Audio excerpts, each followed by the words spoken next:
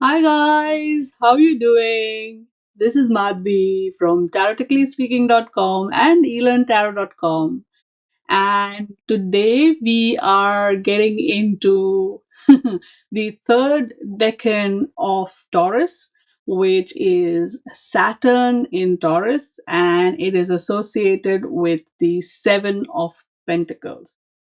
Wow, I know I'm a little late in putting this video out, but I think the energy of Saturn kind of got to me, I would say. Anyway, but so here we go. Let's begin our adventure into this decan. As you can see, this is the decan which goes from 11th of May to the 20th of May. It is the planet Saturn in the sign of Taurus, and it is the third decan, or the final 10 degrees of the sign of Taurus, the zodiac sign of Taurus. So let's start by understanding the energy of the decan, right? That's where the story begins. So this decan can be a little intense. So let's take a look, right? This is the third decan of Taurus, spanning from 21 to the 30th degree of Taurus. So the last 10 degrees, starting from 11th May to 20th May. Again, the dates are pretty approximate, but you get the drift. So let's look at the card. Saturn and Taurus. This is Taurus 3. We see the description that comes with this decan is a red man with extremely white teeth appearing between his lips, right? With the body of an elephant and with long legs, and a horse, a dog, and a resting calf. So we have all of that. Yeah, right. And we over here as well, if you look closely, you do see the horse and the dog and the resting calf over here. We don't see that man with the teeth and stuff, but we do see all these skeletons here, and we see a man with a scythe though, right? And that is a reference to Saturn actually, but we'll get to that in a little bit. So the vibe of this particular decan, right, is that of humiliation, servitude, torture, cruelty, and disgrace. Okay, so it's not a very pleasant space, although we've seen so far Taurus has been pretty good. Well, okay, only for the middle decan, but you say it's a very tough vibe, even compared to that the Five of Pentacles. I would say here we are in a difficult spot. And this one is, again, this is from the Telos tarot, and here the description is pretty wild. I'm going to read from the book. It says crops can fail in winter. That's the season of Saturn. The man sharpens his scythe, and if the crops fail, uh, he's wondering if the farmer has time to replant using the horse and plow. Right, that's where the horse comes in. Or he may have to hunt in the winter. Uh, the stag. Now we have a stag here. Do we have or it could be, and or kill off his cattle to eat in the spring. So that calf. So we have all this strange vibes here, and definitely. So this is a vibe of where you're taking that worry to the next extent. The worry that we saw in the Five of Pentacles is now, we are worried about how these things are playing out, how what will happen if all the preparations that I have done, the success from the previous decan, for instance, is nice, but it's again just very, very transitory, I would say, because right away you see this is called failure. So there is a difficult energy overall in this particular decan that you have to deal with. And so let's get right down to it. Okay, let's look at the planet, and the planet is Saturn. Right. Now, a lot of people have all sorts of different vibes for the planet of Saturn, but here too, like everybody has, different ways that they approach Saturn. Different people have different perspectives on Saturn as a planet, as an energy. Even in the star codes astro deck, we see the keyword here is structure, which overall sounds pretty nice on the surface of it, right? But Saturn talks about wisdom and maturity that comes from adversity. Okay, so when you have faced all the difficult aspects of life, the maturity that you get, the wisdom that you get, that is what Saturn is. Very experience based, right? It's also someone.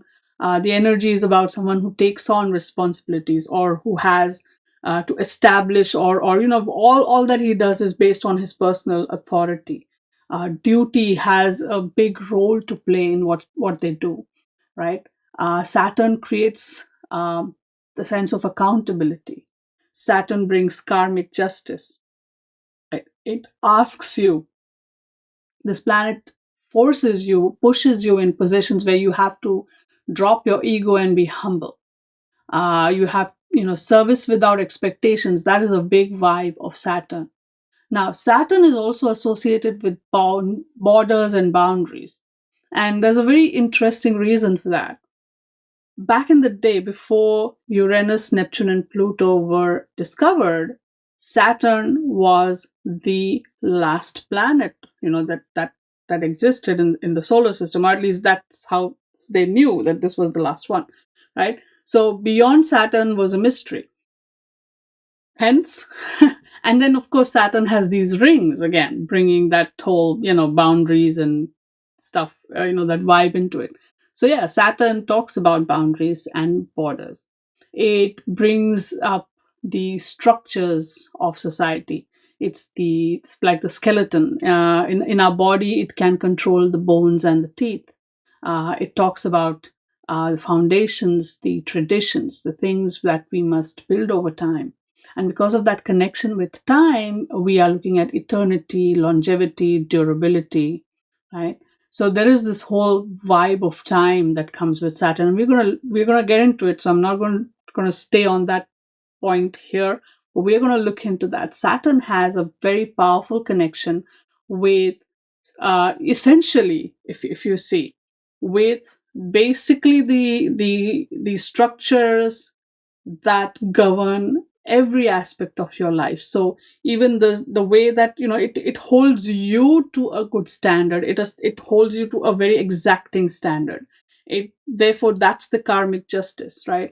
You may be able to fool people, you may be able to fool your loved ones and your enemies and everybody, but you cannot fool your own self. And that is what Saturn asks you to do. It asks you to look at your own self with that knowledge that there's nothing left to hide here. It is just very much there. So you have to be accountable, if not to anybody else but to yourself, right? And it will make you understand that. It'll help you understand not just the structures of society, but also on a personal level. What are your structures? What are your boundaries? What are your limitations? Right? Where do you let your ego come into play? And how can you be of service? But again, drop expectations, drop the ego. This planet will put you through the ringer. Trust me. Right? Now, among other things, Saturn is associated with the energy of Earth and the signs of Capricorn and Aquarius, right? It rules Capricorn and Aquarius. So, because of that, it is also connected with ambition, discipline, organization, control, patience, stability, persistence, steadfastly pushing through, right? Determination and pragmatism. So these are some of the qualities that Saturn sort of brings to the table, along with everything else. But also, on a slightly negative side, not slightly, but big time, Saturn talks of restrictions. Again, boundaries and borders taken in a different way are restrictions and limitations. We're talking about obstacles, struggles, and delays. Saturn, we say, oh, traditions, like it's a positive thing, but then it can also be talking about someone who's stuck to the old ways, right? because if ambition and discipline and organization, all of that are seen as a positive trait, well, we have hard work, we have trials, and we have karma. So everything in the Saturn vibe is always all about, it's the tough planet, right? Whatever it is a very tough planet. It is a very tough energy. It demands nothing but the purest of truth from you. And again, you have to be truthful to yourself, if nothing else, right? So this is a big vibe of Saturn. So let's get into some, the Greek mythology, because this is a very complicated vibe. And the reason I like to look at the myth is because the myths are the stories that establish the archetypal energies, really. And these stories help us understand these associations, because from these stories we get to know the qualities of the characters in the story. And then we can yeah, and because we have associated the particular planet or astral body with that particular character from the story. So why is that? Because it we historically astrologers have created these associations based on observations, right? So what they do is they look at the planets and the stars, and this is what all these old astronomers and astrologers have done, is they've seen, oh, back in the time when this planet was moving here, going through that, these are the things that happen. And then they collect those correlations, and that's where they start to create those associations, that okay, when so and so planet moves in so and so house, then you can expect so and so things to happen, right? So this isn't just they're making stuff up. This is based on actual observations. And most of these myths, well, they connect the dots for us. They help make sense of those observations. So this could have really happened. Maybe this is, a history of a time that, thousands of years later, now it becomes a myth. Sure. But again, at the end of the day, it's a story, and that story tells us a lot. It helps connects the dot. That's what I look and see in myths. So let's get into it. This is a sort of a, you could say, a family tree that I've got this from Wikipedia. I'll put the link in the description so you can totally go and see. But they have this whole family tree there of this the Greek gods, and it's a pretty, as it says over here, it's a complicated family. There's all sorts of daddy issues. There's all sorts of generational trauma, if you want to know. And so I'm gonna just sort of very quickly tell you the story here, and you can really, I'll put a link to another page on the internet where they have gone into some detail with the story. But the long and short of it is this. Right here we have Uranus and Gaia, who were, you could say, like Cronus here. Cronus is associated with Saturn. Okay, Cronus is the name for Saturn. Okay, in the mythology. So the father is, well, they've said Uranus, but it's actually Uranus. All right. So we have Uranus and Gaia. Gaia is the earth. Uranus is the sky. So they were a couple, and they had a bunch of children. Right. Mythologies are like that. And so they had. Hang on. I'm just going to quote a little bit from the website I'm reading from. So Uranus and Gaia, they had a bunch of kids. They had the Titans, okay, 6 male Titans and 6 female Titans, and then they had other kids also. But the thing is, those Titans were not so great to look at, and Uranus was like, ew, I don't like them, right? So he hides them in the earth. That's what happens. Now, if that's a very nice way to put it, but understand, Gaia is the earth. So when you say he hides them or he puts them back into the earth, essentially he literally put the kids back inside of her, which must have been horrible for her, right? And so that explains why she was like, we gotta get rid of this guy. So she basically tries to talk to her kids, and she's like, is anybody going to help me with this? And none of her kids are pretty, in any way keen on, basically killing their dad. So I mean, and in order to do that, she, I believe, in also made a sharp sickle, this, right? And so finally, I think, yeah, she had these guys, and then these guys, and then she also had these guys. So, so these were your the titans of various sorts. And then she had your, the Greek gods that we know, and of them she had Cronus. And so Cronus was like, sure, I'll help you, mom, right?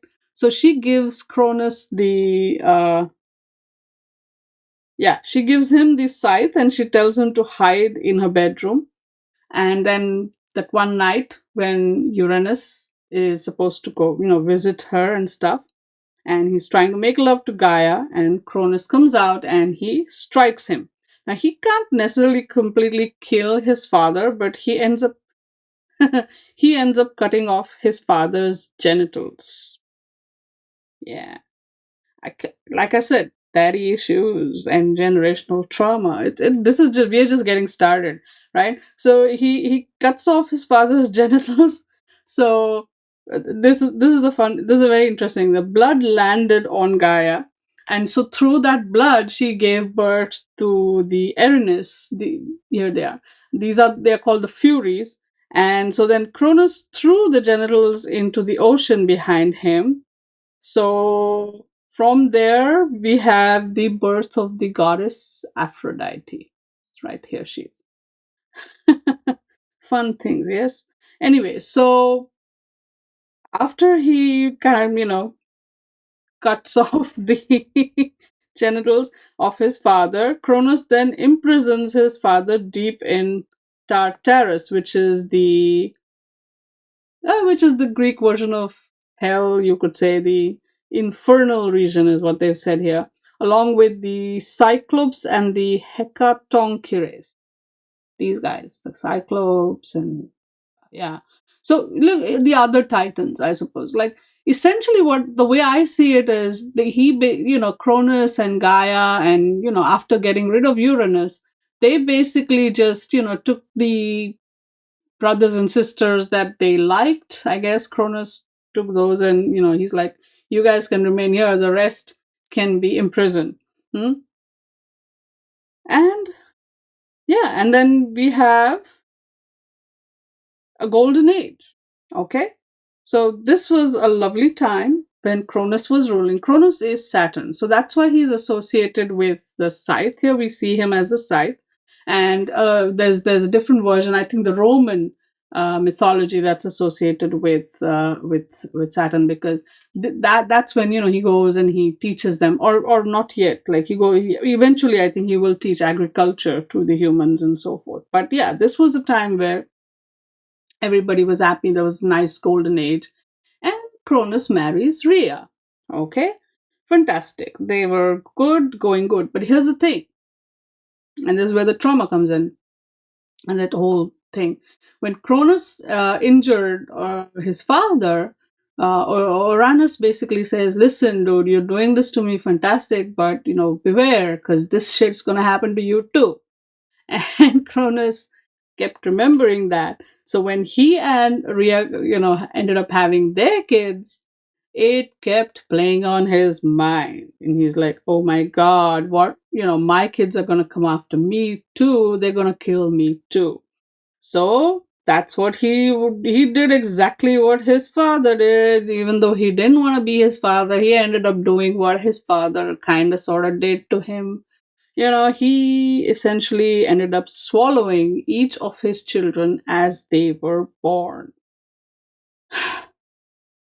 Right? This is generational trauma for you. So he ended up swallowing his children. And so now Rhea is obviously pretty upset. She's like, this isn't good, because, obviously he's not doing the right thing. So she goes, now this is where I'm reading from the story here. She goes to Uranus or Uranus and Gaia. Like she goes back to her parents, right? Oh, yeah, these are brother and sister, by the way. Just saying. Nevertheless, so this was pretty okay back in the day, I guess. So she goes back to her parents and she's like, "Dad, Mom, help me! Like, this is not right." And so Gaia, I believe, advise, or they both advise her to kind of find a place to hide her child. So she goes to the island of Crete, and she finds the she goat Amalthea and the Melie, who are the nymphs of the manna bearing ash tree. All right. She also tracks down some kind of special stone that Gaia has told her to find. Anyway, so she,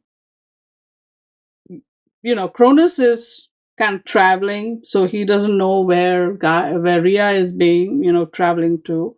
And so when he comes back and she's like, "Hey, I had a baby," and she gives him that stone wrapped in, all the swaddling blankets and whatever, and he doesn't even think twice, he just swallows it. He doesn't know it's a stone.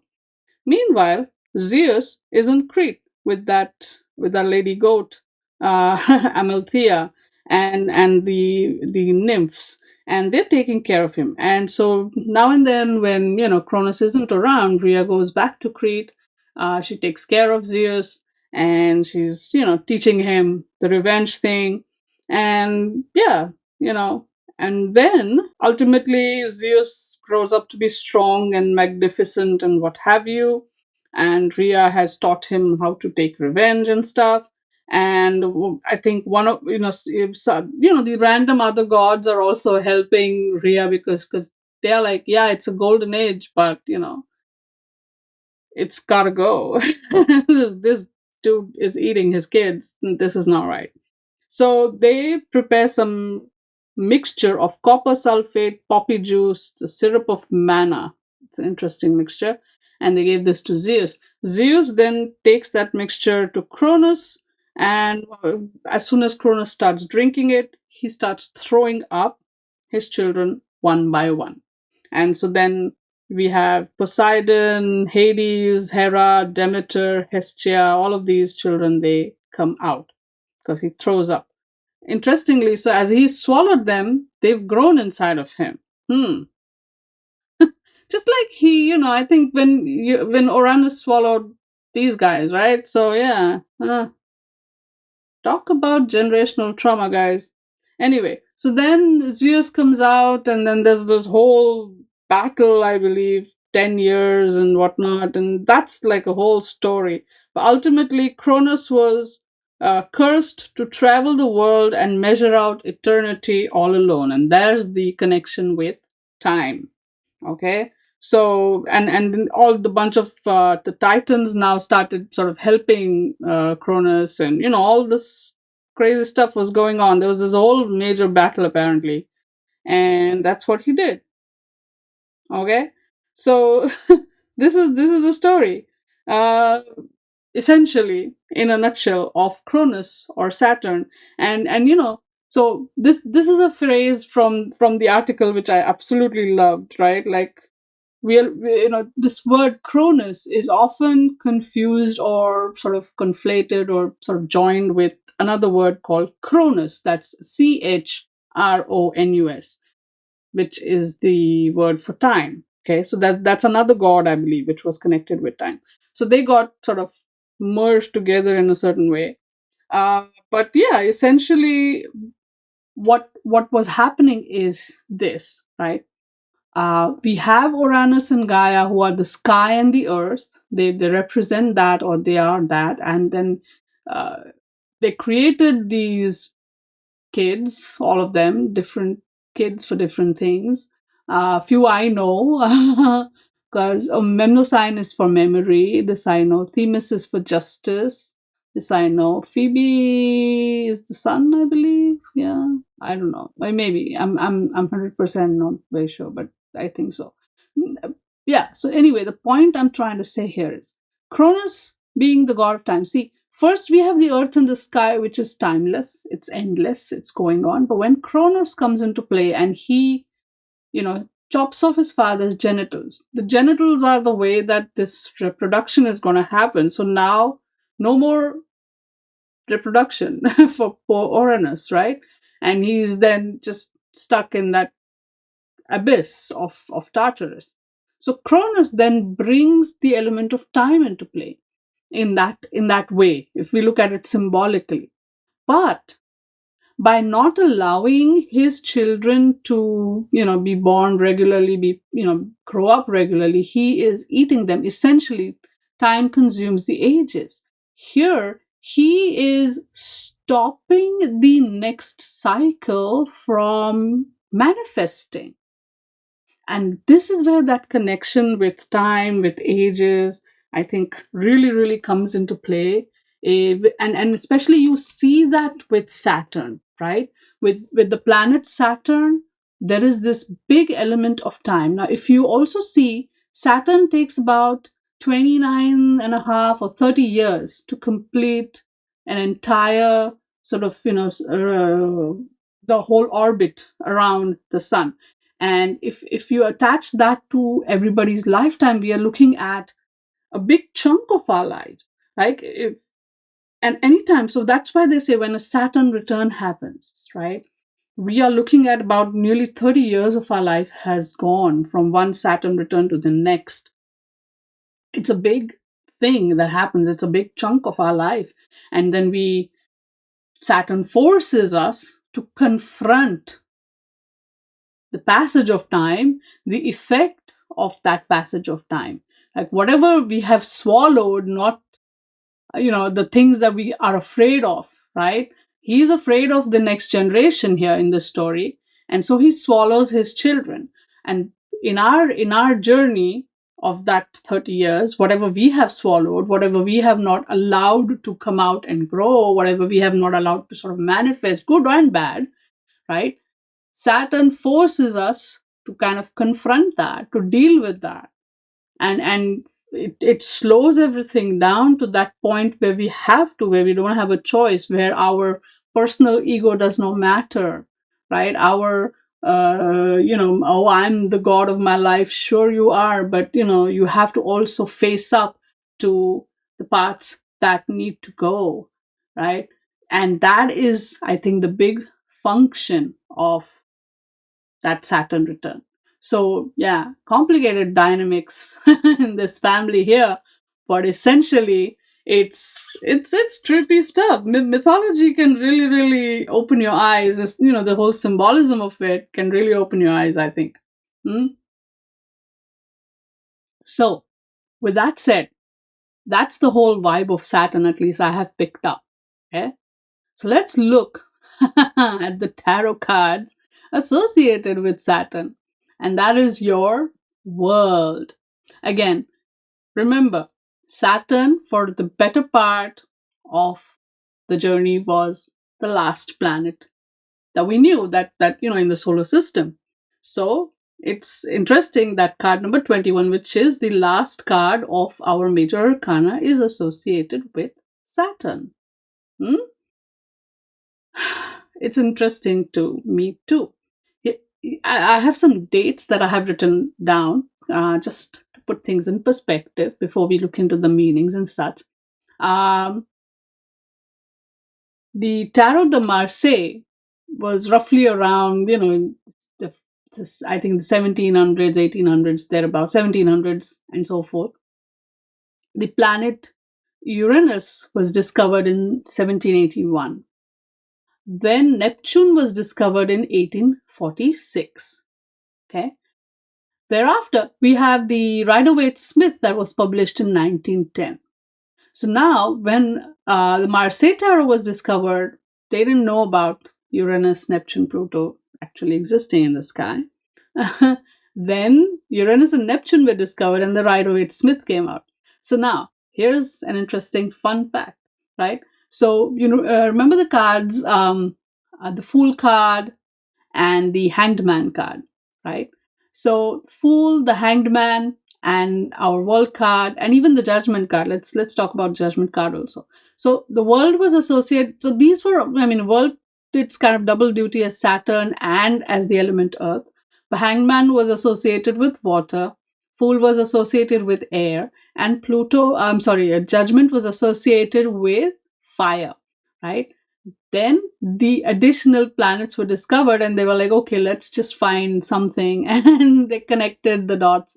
So just like the world card did double duty as Earth and Saturn, so then Hanged Man became water and Neptune, and the Fool became Uranus along with air. Okay, and then in 1930 was when Pluto was discovered, and and the Thoth deck was printed in the year 1969.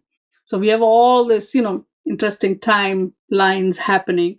But yeah, now see this, all these cards. Let's come to the card, yeah, the world card. It's a Saturn. We see this big ring here. Do you see that? Just like the rings of Saturn. But this ring actually is also connected with the geometric shape called the Vesica Piscis.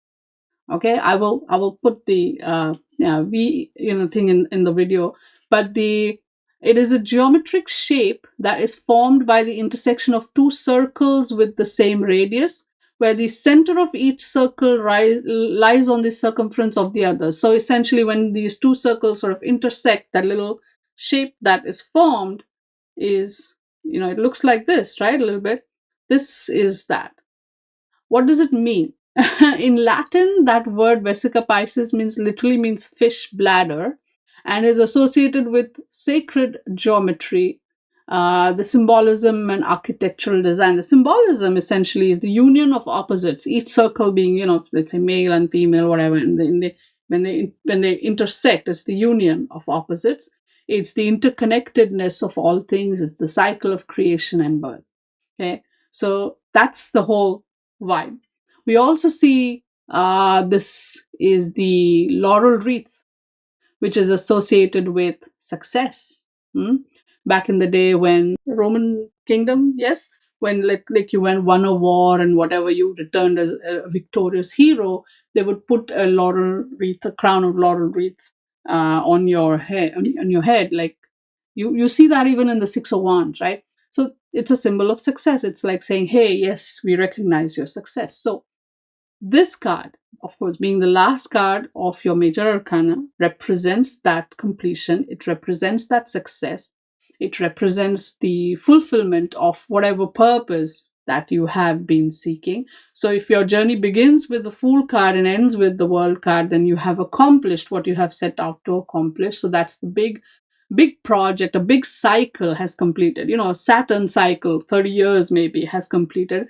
Incidentally, this number is 21, which is a 3. 30 also reduces to 3 in the numerology thing. So we have all that.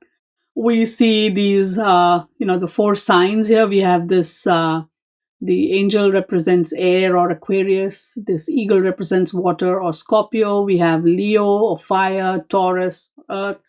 And I believe these are these fixed signs, I believe? I think so, yeah. Maybe. I'll double check. But yeah, they are. I'll put in the video. I'm sorry. Last minute, I keep thinking of things as I start recording, isn't it? Nevertheless, so we see that imagery here. We see all that symbolism. We see in the Thoth, we also see this snake here. This is the snake of time. Yeah. That this, the world is grappling with, the lady in the world is grappling with. We see all that beautiful, beautiful imagery here. So this card, again, is about the accomplishment of long-term goals. This is the ending of an old cycle and the beginning of a new cycle. This is, on a very mundane level, this can talk about traveling abroad and stuff. This is about accomplishing those big projects and completing that, whatever you set out to complete, the big goals completed, big cycle coming to an end. Oh yeah, look at this. Self-sufficiency, isolation, being the center of one's own universe, preoccupation with self, and and be feeling trapped. This is an interesting one, right? We have sexual union, yes, the male, female, and all that. Reconciliation, centering, finding one's calling, seeing the big picture, right? This I and all. And we have ultimate end, ability to manifest, completion, wholeness, right? So we have all this beautiful vibe here. So you even in the tarot, we kind of see a very positive vibe of Saturn here. We do see the completion, we do see the cycles, we do see the accomplishment, the ambition, the success, the patience required to kind of wait it out till that happens and all of that, right? So we do see that, here, isn't it? Okay, so let's go to the sign. Now we've met Taurus before, so this, if you've been paying attention, there's not much new. I'll just quickly go over it. It's a sign which is very stable, very steady. There's endurance. There is deliberate action. It's earthy. It's a sign ruled by Venus, so there's always that the love of earthy sort of materialism. There's sensualism, the sensual vibes. There's material security is prioritized, and on the flip side, they can be a little stubborn, possessive, acquisitive, change resistant, self indulgent, all of that. And yeah, this is also North sign. So when we are looking at Taurus, we also get a very earthy vibe, right? And the keyword here is cultivate. So we are developing, we are persistently working to cultivate something here. Of course, in a very, very beautiful and sexy environment. So the card associated here again is the Hierophant, the religious leader who establishes systems. But the religious systems, there's teaching, training, and the systems and moralities and the codes of life and so on and so forth, and society and all of that, the do's and don'ts, the rights and wrongs. But within that, we have to be persistent, we have to be diligent, we have to keep at it, we have to doggedly sort of go through it. And that is the little deep energy of Taurus that we see here in the Hierophant. Okay, that in order to accomplish the learning goals, or the goals of the faith, the goals of society and morality and all of that, you have to keep doing it slow and steady, step by step, persistently, sincerely, and and I guess a little materialistically as well. And then you get the key to wisdom and knowledge and understanding and so on and so forth, right? So that's the vibe of Taurus. That's kind of in a very subtle way hidden in the energy of the Hierophant card. Okay, so now when we have understood this, let's look at planet in the sign. The card here is from the Oracle of the Radiant Sun. Now, again, different decks have different perspectives. So we see this. Saturn here, they've connected it with ambition, and Taurus with material values. So now when ambition and material values come together, we have material achievements through the ability to sense value, right? So to enable growth, which is to enable growth, romantic, artistic ability with money, and personal profit. So all this is coming together. So wow, okay. So Saturn's ambitions help build on these material values that Taurus is all about, right? Saturn is also about diligence and discipline, and so is Taurus. But Taurus also wants to make it sort of nice and artistic and pretty and a little sexy. So, a little dreary, dull Saturn likes to indulge there, and it's nice. But, it's hard. It's hard to see that connection. And the word is ostentation, which basically means pretentious and vulgar display of wealth and luxury, or showing off. And again, with Saturn, I find that very hard to digest. Okay, honestly, this is one sort of meaning that I'm not 100% on board with. I'm just sharing this here with you because all this card is there, and it's part of, the quote unquote curriculum of I've chosen. But there's some aspects of it which I agree with, I suppose, but not all. Right? We, here it says, use others' generosity to further one's needs. Steady improvement in finances. Maybe. Okay, that I could maybe, I don't know. A strong sense of duty and responsibility. Okay, yeah. Need to attain financial and romantic security. That's very Taurus. Committed partners. Okay. Patient, disciplined, responsible, generous, determined. This is yeah, okay. Find late success. Okay. Obsessive concern for money, selfishness, need to show off. Yeah, okay. So, yeah, there's some aspects of this card that I will get on board with, not all. I'm just saying that. Saturn and Taurus is a different vibe for me, but okay. So, but nevertheless, this card is there. This is what they are saying in the book and stuff. So, oh yeah, let's take a look at the number, because our card, Seven of Pentacles, right, is associated with the number 7.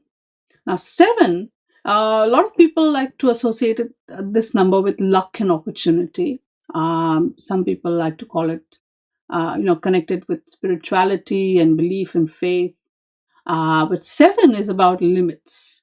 It's about, you discovering the different limits. And for me, it's also about a little bit about pushing. Like, it's like, when you have these adolescent children who, you lay down the law, but they will always try to see how far they can push it. That's the vibe I get with 7, right? So, well, there is all this, the faith and the this and that, but it's all about trying to see what the limits are. There is a connection to the spiritual world and exploring possibilities, taking action, persevering, negotiating, introspective, cosmic concern, inner conflict, secretive, material attachment. So there's all these different vibes that are attached with the number 7. Wow, with all this, now let's look into our tarot cards. Oh, yeah. Okay, so a few things, I guess, before we look into the Seven of Pentacles, that again, in my study, I came to find out. So, the card that we are looking at while we're looking at our cards, this is the Rider-Waite-Smith recolored version, right? So, it's the universal weight deck. And most decks, I guess, take from there. This is the picture of the Rider-Waite tarot card, the original. This I got from Wikipedia.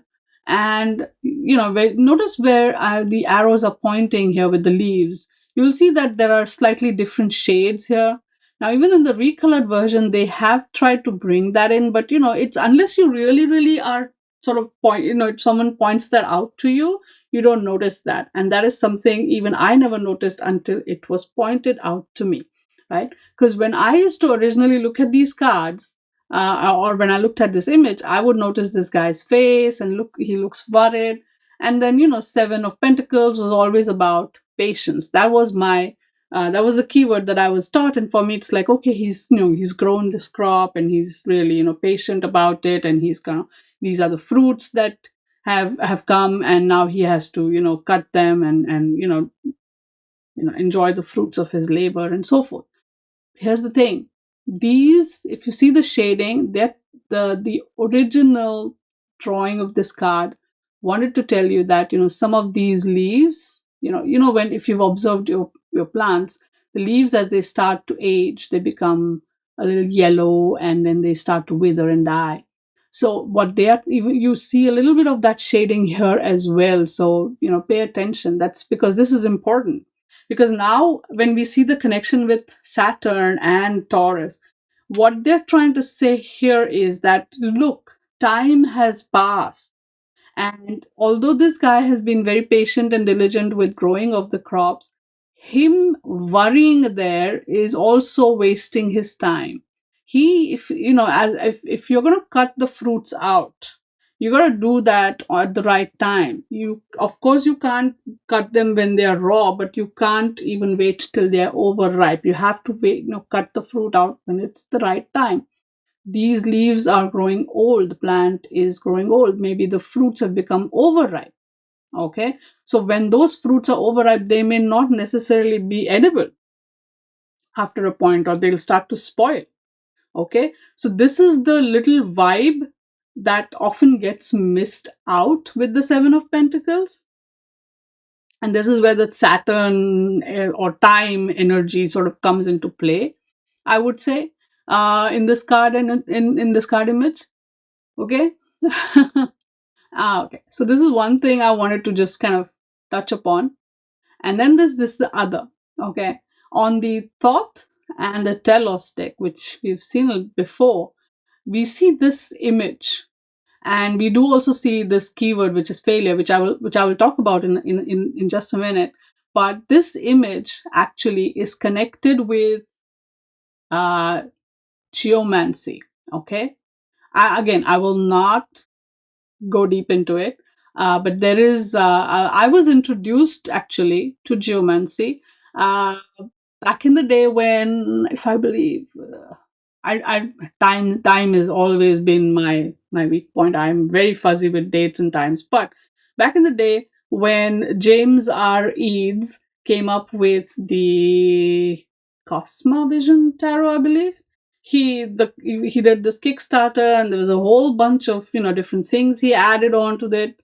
And along with those things was this very cute geomancy kit, which had coins and this and that. And I found it very fascinating, and I bought it. And it comes with a little book, and that book was my introduction to geomancy.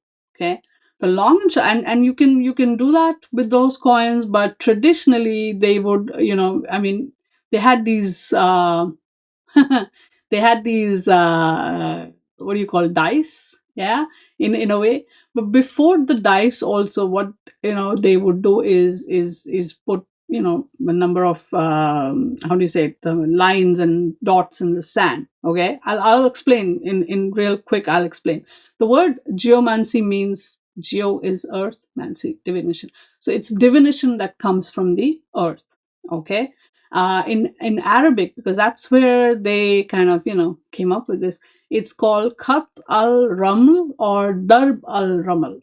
So the word Raml means sand. So it comes, this is very much sand based. So what they would do is, you had to this includes, by the way, different methods of divination that interpret geographic features and markings on the ground, or patterns formed by soil, rocks, sand. So it's like all these things which are very earth based. And in this Arabic geomancy, if you had if you had a question, you would go to the geomancer, you would ask the question, he would ask you to they used to have these different basins of sand, I believe, and you had to think about your question and just make poke the stick in the sand to make these sort of holes or dots, and they would count those dots. And odd numbers would get one dot, and even would get two dots, literally. And so you had to do that a certain number of times. And 1, 2, 3, 4, four of those you could create one symbol, odd even like that. And you could later on they simplified that process, and they created these dice. And so if you notice, these dice have four sides only, and they have 1, 2, 3, and 4 dots, literally like that. And you could just hold them in your hand, and twirl them about and throw them, and see the number, and you get these symbols. So these are the symbols that you see here on the screen. And each symbol, and again, so they would cast a shield, and from that shield you'd get a bunch of these symbols, and then you had the next step was to sort of arrange them in a chart, which looks like a little bit kind of very similar to the Vedic astrology chart. So actually this method and astrology were kind of, they call them sister sciences for that reason, because they kind of derived from each other. Okay, that was just a little basic. This is what geomancy is. So this is where this symbol comes from, this one, right? It means the symbol is called rubeus. Rubeus is the Latin word which means red, and it stands for ill fortune. It's just a keyword. There's a whole bunch to it, but yeah, this one stands for ill fortune. We see that symbol here in the thought deck. Actually, we see that even in your Marseille and obviously the Telos tarot deck as well. Okay, so that's why I spent some time on that. So this is where, when they arrange this here in different ways like that. So let's go. Let's understand how, this is the whole point. Saturn in Taurus, how does that show up in our tarot card? So in the Rider-Waite, we see him sort of, again, looking at that tree with the fruits and stuff. And now we know that, the tree's done, kind of, the fruit is probably overripe. So what is he doing? Why isn't he cutting the fruit down? Why isn't he doing something about it? Why isn't he acting upon what's slowing him down, right? Time doesn't stop, but he and his sort of worried, pensive sort of expression, what's going on? Right? So this is the whole vibe with the Seven of Pentacles, like, move it. You want to be like, otherwise, you're going to waste this. You're going to waste the fruits. You're going to waste the fruits of your labor by, I don't know, overthinking maybe, right? So, well, essentially or initially, this card is also, it is about patience and growing things slowly and slowly creating material wealth. In terms of investments, you're waiting for them to mature and so on. But this is, like, you pause and you evaluate and so forth. But here you go, efforts versus reward. This is the additional layer that was sort of unfolded to me as I understood this, the leaves getting old here. And this is about the effort part, I guess, would be Saturn, and reward would be Taurus, right? And together again, because Saturn will reward you if you are honest, if you are grounded, if you serve without the expectation of reward, right? And then you will receive your reward. Saturn is also about karmic, punishment and reward, both. It's all that. So how much effort is, putting in too much effort going to really give you that much of gain or not? So you need to find that balance as well, because again, because Pentacles is a materialistic suit. So if you want that, you have to be balanced in your approach. That's what I think here, that you have to, extra efforts are not going to yield, unless they're going to yield extra results. That's fine, I suppose, but otherwise, maybe you should just hold off for a little bit. And don't waste time, because sometimes that waiting is not going to help. You need to act at the right time. That's also one of the meanings I'm picking up here. Now, when we look at the Marseille Tarot, right, we see a different vibe. We see now these 4 pentacles here, creating a very steady base, such as it is. Marseille is about numbers and elements, right? These 4 here bring that stability, and then we have something growing here.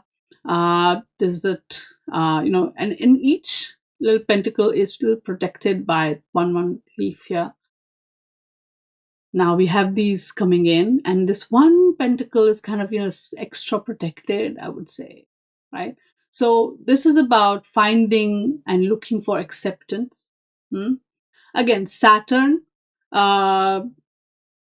if we look at the mythology, I suppose, right? Like, he wanted acceptance by his father, by his children, this whole weird family dynamic that was at play. So all this is the established terrain, such as it is, from the 6 of Pentacles, where you've seen all this success, and the 7th pentacle comes in, and it's like, well, am I going to be accepted? The existing stability is going to be changing, obviously, here, right?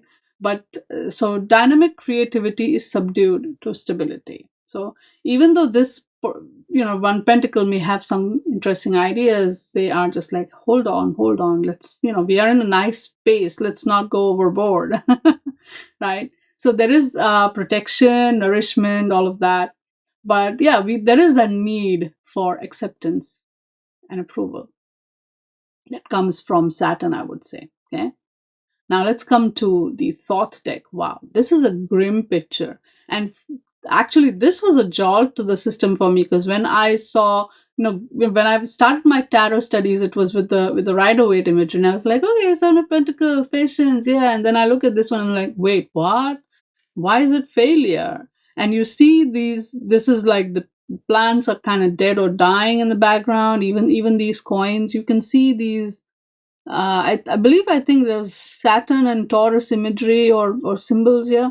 But again, even the coins have become, or the fruits or whatever have become a little old. Yeah, kind of. It's a very weird image, for sure, right? So it's about ruin, decay, and loss, and that makes sense, right? So you leave the fruits on the tree a little bit too long, they will decay. They will be lost, right? Hope is destroyed. Pessimism, bad luck, failure. Unable to walk away from futile situation. Now that is something, isn't it? Saturn, like this guy, he knows he needs to cut these fruits off, or maybe he was busy somewhere else, or he got distracted by something, and time passed. The fruits are gonna be wasted, but he's like, how can I save this? Maybe he's thinking like that. Could be, could be. So yeah, it's unable to walk away from a futile situation, clinging to failure, holding on to something that's getting over. And I can sense that. Again, if we look at the number of 7, where you're trying to push all the boundaries, where you're trying to see how far you can go with this, right? Yeah, that makes sense. Maybe you are just like, okay, how far can I go, before these fruits spoil? Maybe, how far can I leave them on the tree? Maybe. I don't know. It's a little, yeah, wild to see that now this card, even in both these pictures, makes sense. Yes. So now this symbol, Rubius, associated with ill fortune, is also associated with passion, violence, burning, and danger. Again, Saturn, right? Bringing the whole energy down, really. Is just like, ooh, yes, come down here and face this reality. So now we see this picture here, right? See what the book, I literally just copied what was in the book. And now we see, yes, the worry from 5 of Pentacles, right? Things can go and fail. And then in the 6, you do see the success, but what if the success is very much, if you see the whole vibe of Taurus, the 3 decans of Taurus, with 5 of Pentacles saying, oh my God, worry, worry, worry, worry, worry. You're planting the crops, but good God, there's worry. 6, you're enjoying that success. You're like, hey, spring is here. Things are happening. But in 7, you're pushing it too far. You're pushing the worrying too far. Saturn is saying, hey, deal with this. You created a mess, and now you got to deal with it.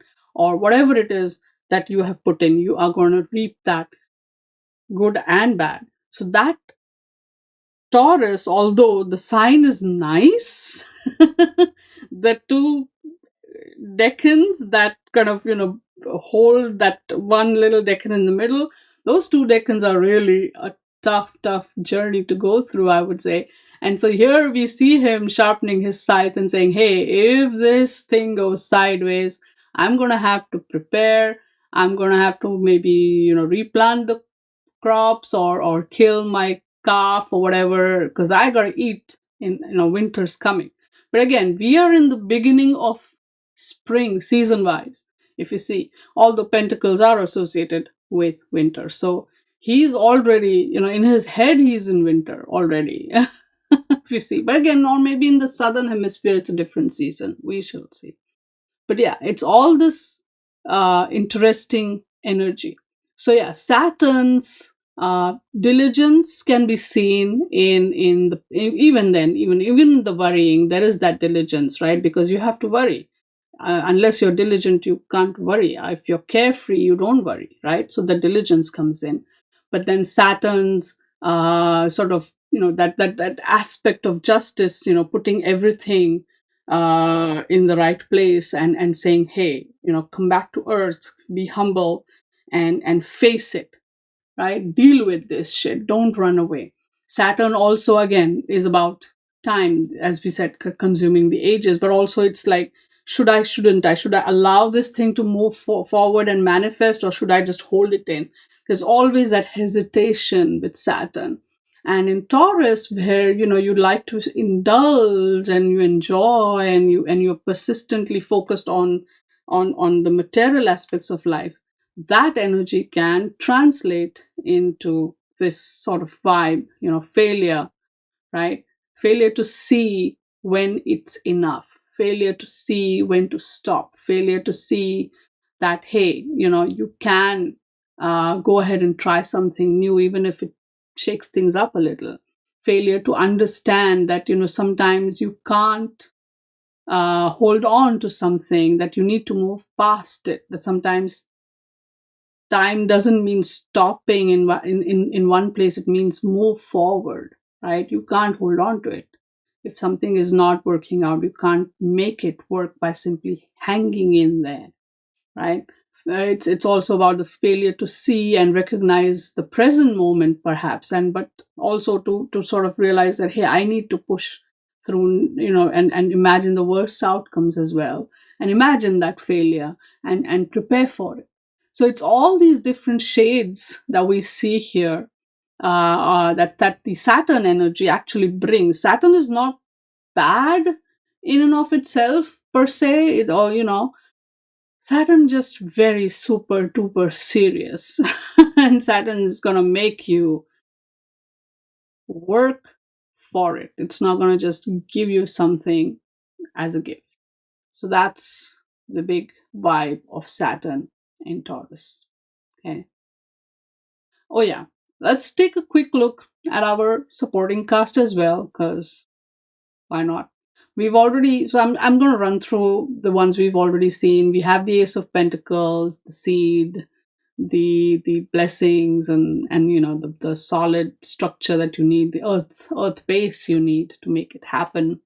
The Page of Pentacles energy, the curiosity, the perseverance, the readiness to sort of try and put in the effort and all of that, right? These two cards are the same, but now we have, for this decan and the next two decans, this guy, the king of, the King of Swords, which in the thought based decks we will have him as the Knight of Swords, right? Because in the thought we have princess, prince, queen, and knight. Okay, so don't get confused. This is the King of Swords. He's the fire of air. So what is the vibe here with the King of Swords? This is pure air energy, fire and air, right? Very masculine. Both energies, both elements are very masculine. This is passion and this is logic. When passion and logic combine together, what do you find, right? So this is, a guy who is not going to give in to any and all bullshit. He will cut through the nonsense to get to the truth. Truth is his thing, right? He's sharp, he's harsh, and he could become manipulative and controlling and very ruthless, right? The King of Swords is a master of words and thought, right? Here in the Marseille Tarot, you see him, looking in this direction. He's looking towards the future. That's the whole vibe of that direction. We have the smiling, faces. Yeah, we have, the willpower, determination. He's going to break from the past, which is on this side, and face the future, this side. Heart divided. Yes, always. There's going to be a difference between the head and the heart. Yes, always. He's sharp. He has sharp intelligence, intellectual maturity, readiness to face uncertainty. So, yeah, I guess this character, the King of Swords, really, really, with his logic, can cut through the heaviness of the Seven of Pentacles, really, and say, hey, listen, face the facts. Don't stay in that dream world, or don't I guess the King of Swords, you could say, will help the Seven of Pentacles energy to kind of move past that stuckness, yeah, with rationality, with the painful sword of his truth, right? Here in the thought, we see him riding that horse, kind of with his fairy angel kind of wings, right? Just going. So he's versatile, flexible, discerning, objective, intelligent, rational, analytical. Ooh, yeah, right? Mr. Spa. He's gonna go. He's gonna use logic to counter everything. Here too, we see him riding on the clouds. Is it? Nice. So he's a man of established position, active, intellectual, gifted with words. He can have a very cutting manner, callous nature, fear of failure. Yay! Right. So yeah, I guess with the Pentacles, the Ace and the Page supporting the Seven of Pentacles, it's nice. But I think the logic and the sharp uh, sword of reality, and sort of intellectual, rational perspective that the King of Swords carries will actually help the stuck, clingy energy of the Seven of Swords, like, I'm sorry, the Seven of Pentacles, and we're like, just get out of that space, man, move away. This is over, this is done. Don't stick around for something that is not going to serve you anymore. It's like, either, take the fruits that that you need and that are useful still, and get rid of the things that are done, okay, the overripe ones which you're not going to use anymore, right? This logical input from the King of Swords will, I think, will really come in handy for the Seven of Pentacles, and will help that energy move and shift to the next space. So I think the King of Swords really performs a very important duty here with his very cold, very clear, very cut and dried logic and rationale. I like it. I like it. Totally. So when we put it together, we can see this vibe, right? The Seven of Pentacles, it's all about understanding the influence of Saturn, who brings time, who brings discipline, who brings justice, and also hardships in the very materialistic and stubborn and and sensual, but also very systematic, dogged kind of vibe of Taurus. And then we put in all these energies together, and we see that, yeah, well, Seven of Pentacles might be talking about, or does actually talk about, this the big thing being, how long are you going to wait till you do something, efforts versus rewards. Don't cling to something that is really done, it. Just walk away from this futile situation, and take care of it. Don't, overthinking isn't going to help. So here, clean logic, the sharp blade of truth will pierce through this vibe that Saturn is bringing, and break through these mental restrictions, really, and move forward. Wow, this card has been quite an interesting revelation for sure. Tell me what your take is. Tell me what you think about it. Tell me what you understood, what made sense, what didn't make sense. Let me hear your thoughts in the comment section, and I will yeah. I'm gonna try and shake off this Seven of Pentacles vibe myself for a little bit, because the next one is the Eight of Swords. That is Jupiter in Gemini. Wow, are we excited for that? I will see you again in a little bit with the next card in our Decan Walk. Until then, stay good, be good, and play with your cards. Bye now.